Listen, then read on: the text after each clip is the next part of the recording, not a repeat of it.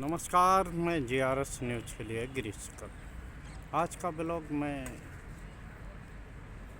पश्चिम बंगाल को लेकर बनाऊंगा, जहां की दूसरे चक्र में 29 अप्रैल को मतदान। इस मतदान के लिए न सिर्फ भारतीय जनता पार्टी बल्कि ममता बनर्जी, कांग्रेस तक ने अपनी पूरी दम लगाना शुरू कर दिया। पहले चक्र में क्या हुआ क्या नहीं हुआ, इसको लेकर हम सभी लोगों को 4 मई का इंतज़ार रहेगा।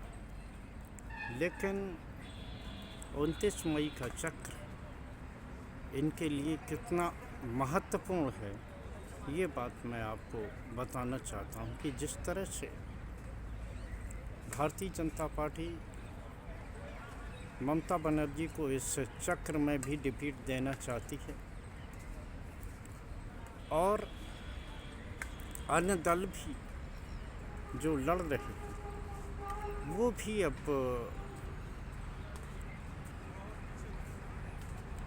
खुद की बढ़त इसमें हासिल करना चाहते हैं, क्योंकि उन्होंने ये देखा कि अगर ये मौका भी चूके तो निश्चित तौर पर आप ये तय मान लीजिए कि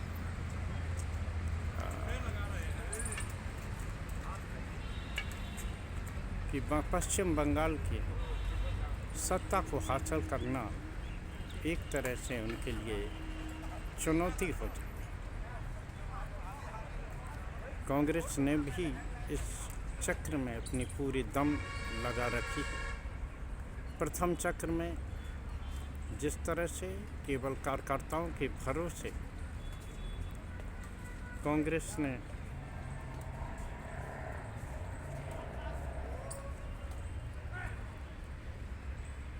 इस चुनाव को लड़ा था, दूसरे चक्र में राहुल गांधी खूब पसीना बहा रहे। निश्चित तौर पर उनका जिस तरह से बयान आ रहे लोकसभा चुनाव में, जिस तरह से उन्होंने सभी विपक्षी दलों को लेकर एक कुनबा बनाया था, इंडिया गठबंधन जिसका नाम था, इस चुनाव में लगभग सभी दल अलग अलग दुकानें सजाए हुए दिखते हैं। हालांकि आम आदमी पार्टी हो,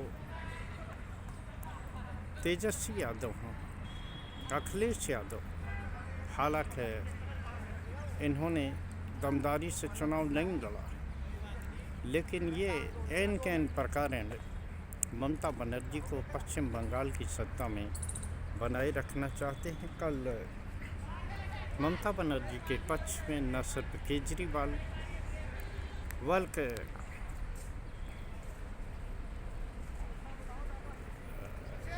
तेजस्वी यादव ने भी रैलियां की और उन्होंने लोकतंत्र को बचाने की खातिर ममता बनर्जी को वोट देने का आह्वान किया। कांग्रेस ने जिस प्रकार से बयान जारी किया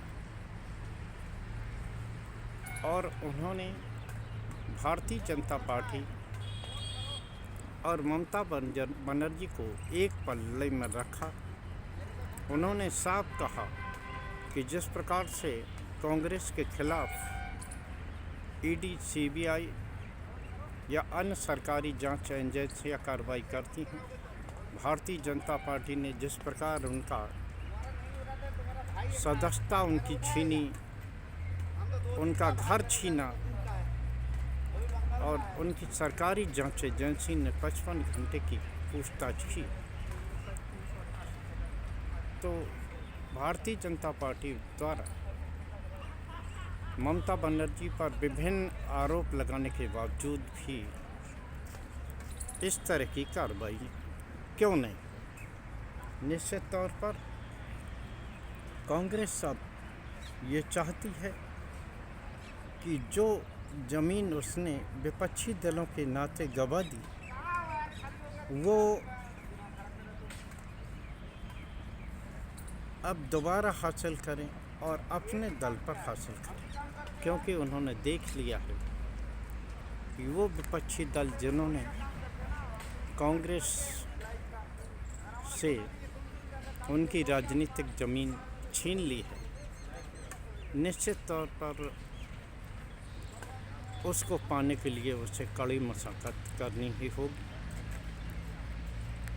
चाहे बिहार हो, बंगाल हो या अन्य ऐसे राज्य जिनमें कभी कांग्रेस मजबूती से सत्ता में रही,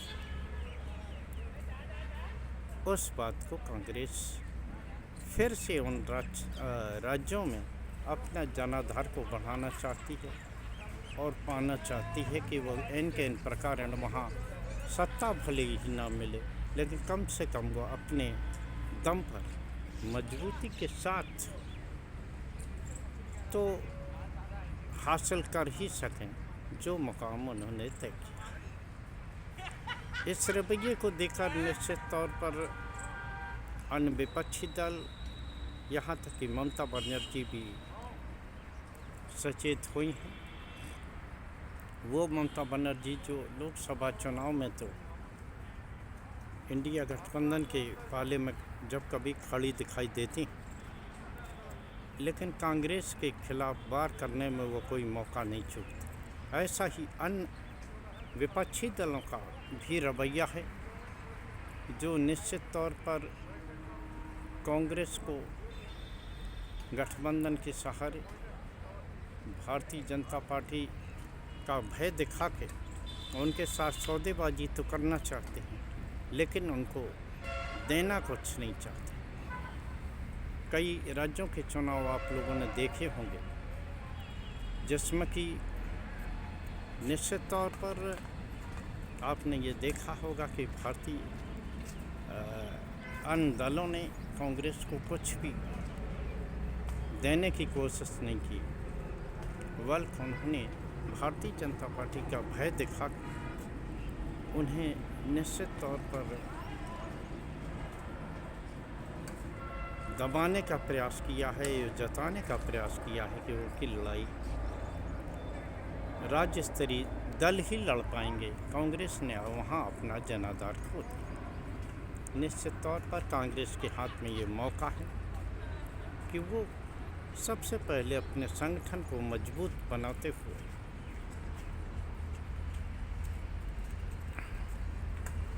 खुद को मजबूत करें और संगठन के सहारे आगे बढ़ते हुए वो निश्चित तौर पर अपने दल को भी आगे बढ़ाए। देखना यह है कि पश्चिम बंगाल में एकला चलो का राज कांग्रेस के पक्ष में कितना जाता है, लेकिन मेरा यह स्पष्ट तौर पर मानना है कि भले ही वो कांग्रेस पश्चिम बंगाल में खास कुछ हासिल न कर पाए, लेकिन अकेला लड़ने से न सिर्फ उनके कार्यकर्ता रहेंगे, कांग्रेस का जनाधार बढ़ेगा और निश्चित तौर पर आगे कांग्रेस को इस योजना से लाभ ही मिलेगा। आज के ब्लॉक में बस इतना ही। जय हिंद, जय भारत। कल फिर किसी नए मुद्दे पर आपके साथ जानने का प्रयास करूंगा। जय हिंद।